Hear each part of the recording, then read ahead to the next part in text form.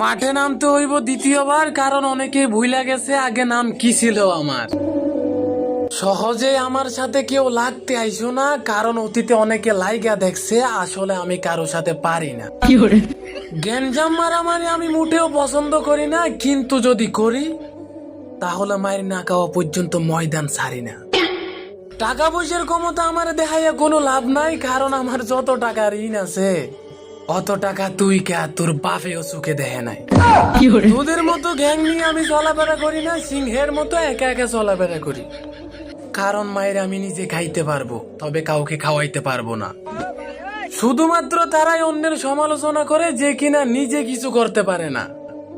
আর ওই কাপুরুষেরাই বউ নিয়ে ব্যবসা করে যারা নিজে ইনকাম করতে পারে না।